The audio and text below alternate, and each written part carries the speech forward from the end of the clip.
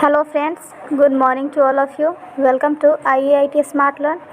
आज मैं आपको क्लास 10th हिंदी का ऑब्जेक्टिव कंप्लीट कराने जा रही हूँ। इसमें 1 से लेके 5 चैप्टर तक का वीडियो है। अगर आप इसे पूरा देख लेते हैं तो एग्ज़ाम में बहुत अच्छा मार्क्स ला सकते हैं। अगर आपने अभी तक हमारे चैनल को सब्सक्राइब नहीं किया तो सब्सक्राइब कर ले और अपने दोस्तों को भी शेयर करें। वीडियो स्टार्ट करते हैं। चैप्टर का नाम है श्रम विभाजन और जाति प्रथा। पहला क्वेश्चन है, अंबेडकर किस विडंबना की बात करते हैं? विडंबना का स्वरूप क्या है? उत्तर है, अंबेडकर जाति प्रथा को विडंबना मानते हैं। शिक्षा और सभ्यता के विकास होने के बाद भी इसको मानने वाले बहुत हैं। इसका स्वरूप जाति विभाजन के साथ साथ श्रमिक विभाजन का भी है। अगला प्रश्न है, लेखक के अनुसार आदर्श समाज में किस प्रकार की गतिशीलता होनी चाहिए? उत्तर है, लेखक के अनुसार आदर्श समाज में ऐसी गतिशीलता होनी चाहिए कि कोई भी बदलाव पूरे समाज में होना चाहिए और सबके हित की रक्षा होनी चाहिए तथा एक दूसरे के प्रति अच्छी भावना होनी चाहिए। अगला प्रश्न है, जाति प्रथा भारत में बेरोजगारी का एक प्रमुख और प्रत्यक्ष कारण है, कैसे? उत्तर है, अभी के समय में तकनीकों का विकास तेजी से हो रहा है और लोगों को नई तकनीक सीखकर रोजगार मिल रहा है, लेकिन हिंदू धर्म की जाति प्रथा पेशा बदलने की अनुमति नहीं देती है, जिसके कारण जाति प्रथा भारत में बेरोजगारी का प्रमुख और प्रत्यक्ष कारण है। अगला प्रश्न है, कुशल व्यक्ति या सक्षम श्रमिक समाज का निर्माण करने के लिए क्या आवश्यक है? उत्तर है, कुशल व्यक्ति या सक्षम श्रमिक समाज का निर्माण करने के लिए यह ज़रूरी है कि लोगों में सीखने की इच्छा होना चाहिए ताकि वे नई तकनीकों को सीखकर आसानी से रोजगार कर सके और विकास कर सके। इसके लिए जाति से जुड़ी पेशा और जन्मजात पेशा को छोड़ना होगा। अगला प्रश्न है, जाति के आधार पर श्रम विभाजन अस्वाभाविक है, कैसे? या जाति भारतीय समाज में श्रम विभाजन का स्वाभाविक रूप क्यों नहीं कही जा सकती? या जातिवाद के विरुद्ध अंबेडकर की प्रमुख आपत्तियां क्या है? मतलब ये तीनों प्रश्न जो दिया हुआ है उसका आंसर होगा, अगर आपको एग्ज़ाम में ये तीनों प्रश्न में से कोई एक प्रश्न रहता है तो आपको आंसर लिखना है, अंबेडकर जी के अनुसार जाति प्रथा के आधार पर श्रम का विभाजन करना अस्वाभाविक है, क्योंकि कोई भी व्यक्ति को अपने माता पिता या अपने जातिगत पेशा के अनुसार काम करना पड़ता है, चाहे उसकी रुचि हो या न हो। लोग दूसरे काम में माहिर होते हैं, उनकी शिक्षा काफ़ी अच्छी होते हुए भी वे दूसरे काम को नहीं चुन पाते हैं और जातिगत पेशा को चुनना पड़ता है, इसलिए यह अस्वाभाविक है। दूसरा चैप्टर का नाम है विष के दांत। पहला प्रश्न है, कासू और मदन के बीच झगड़े का क्या कारण था?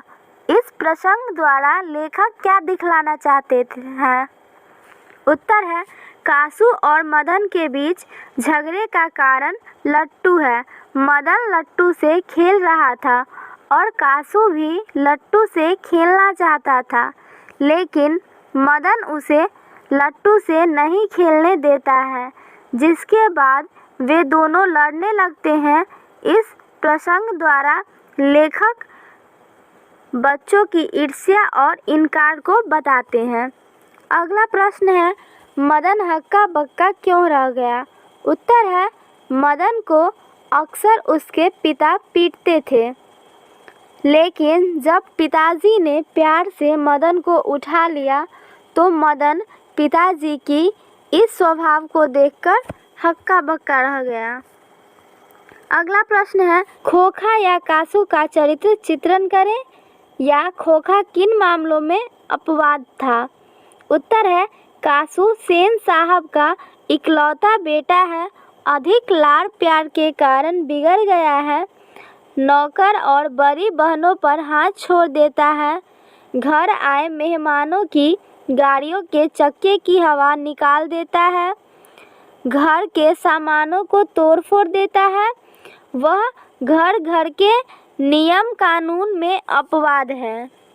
अगला प्रश्न है, आपकी दृष्टि में कहानी का नायक कौन है? तर्कपूर्ण उत्तर दीजिए। या विष के दांत कहानी के नायक कौन है? स्पष्ट कीजिए। उत्तर है किसी भी कहानी का नायक वह होता है जिसके आसपास सारा कहानी घूमता है। इस कहानी का नायक मदन है, क्योंकि सारा कहानी मदन के आसपास घूमता है।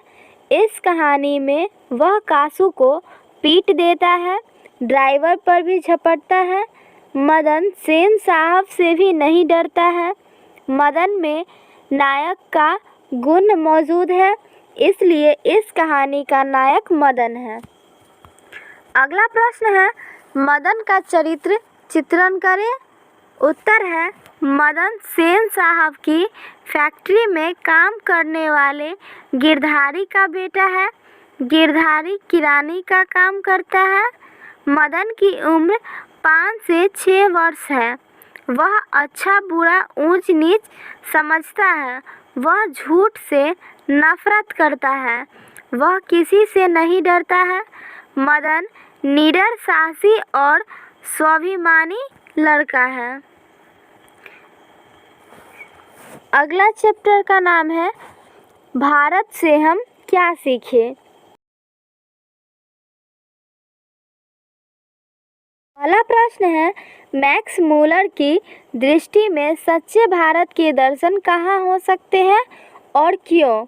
उत्तर है मैक्स मूलर की दृष्टि में सच्चे भारत का दर्शन शहरों में नहीं बल्कि गांव में हो सकता है, क्योंकि देश की सबसे ज़्यादा आबादी गांव में बसती है।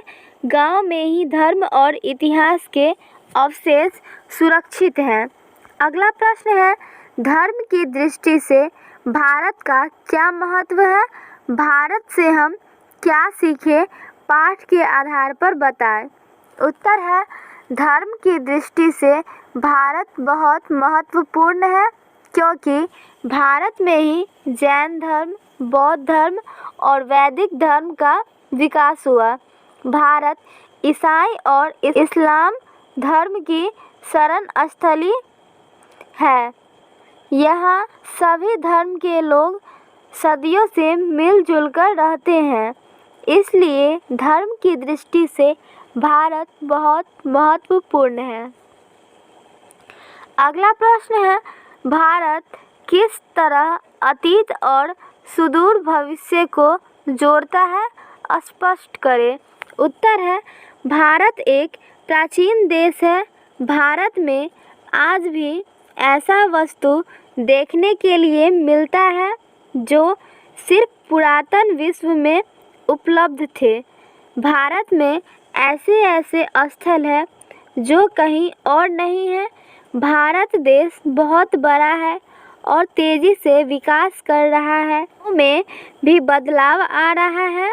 भारत में वे सभी चीज़ है जो भारत के अतीत और सुदूर भविष्य को जोड़ता है।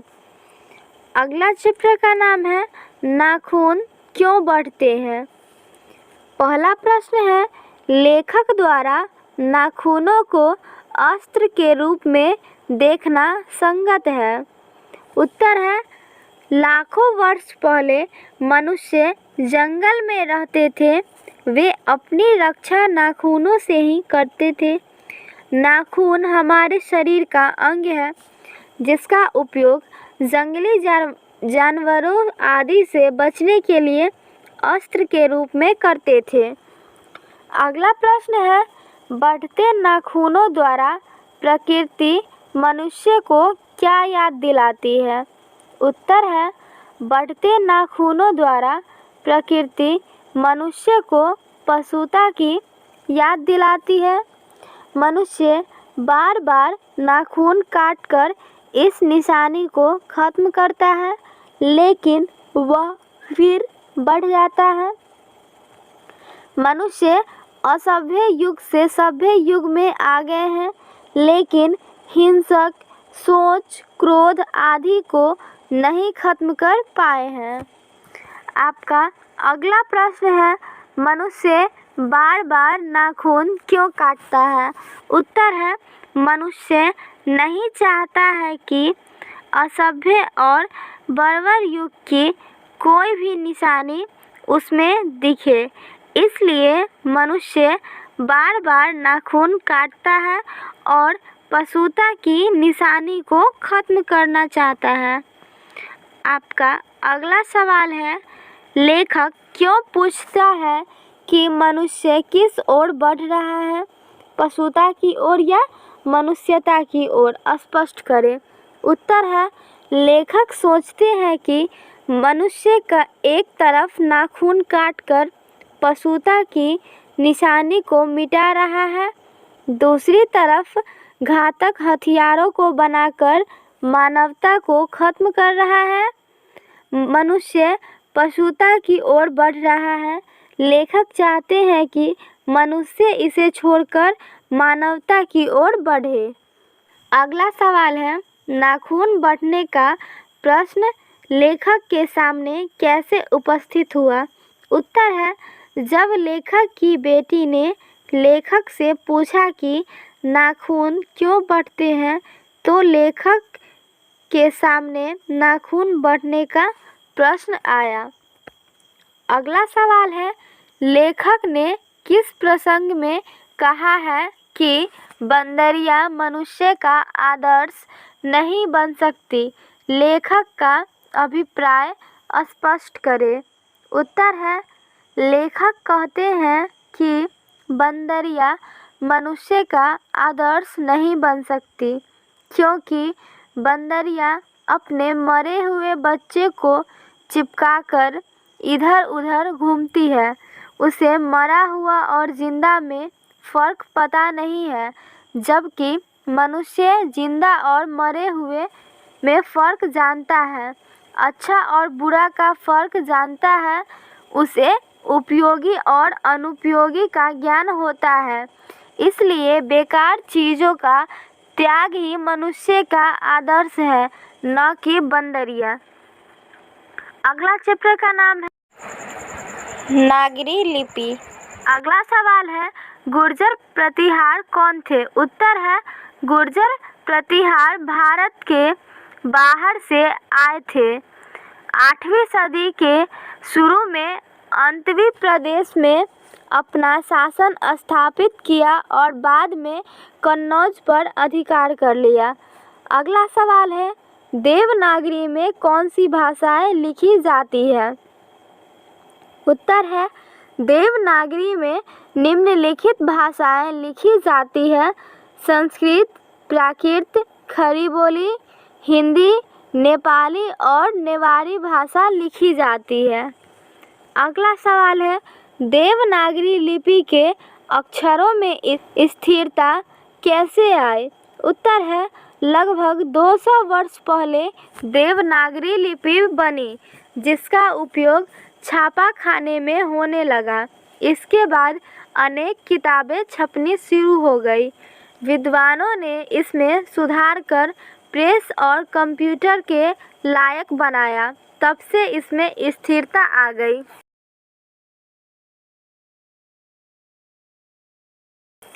अगला सवाल है, नागरी लिपि कब तक एक सार्वदेशिक लिपि थी? उत्तर है, नागरी लिपि को सार्वदेशिक लिपि इसलिए कहा गया है क्योंकि 8वीं सदी से 12वीं सदी तक यह पूरे देश में फैल चुका था। जैसे कि देवगिरी, केरल, लाहौर, मेवाड़, श्रीलंका, कन्नौज, त्रिपुरा आदि। अगला सवाल है, लेखक ने पटना से नगरी का क्या संबंध बताया है? उत्तर है पादताडितकम नामक नाटक से पता चलता है कि पाटलिपुत्र को नगर कहते थे, इसलिए नागरी शब्द उत्तर भारत के बड़े नगर से संबंधित था। ऐसा हो सकता है कि उस समय का बड़ा नगर पटना हो।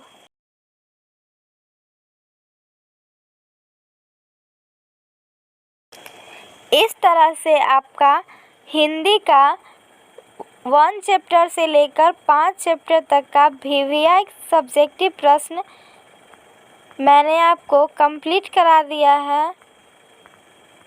इसके आगे का चैप्टर जल्द ही कंप्लीट करा दूंगी। अगर आपने अभी तक हमारे चैनल को सब्सक्राइब नहीं किया है तो चैनल को सब्सक्राइब कर ले और वीडियो को शेयर करें और हमें कमेंट में ज़रूर कमेंट करें कि आपको ये वीडियो कैसा लगा और इसमें से कितने प्रश्न के जवाब आपको आते थे। ये आप कमेंट करके हमें ज़रूर बताएं या आपको नहीं आते थे इसमें से। मिलते हैं अब अगले वीडियो में।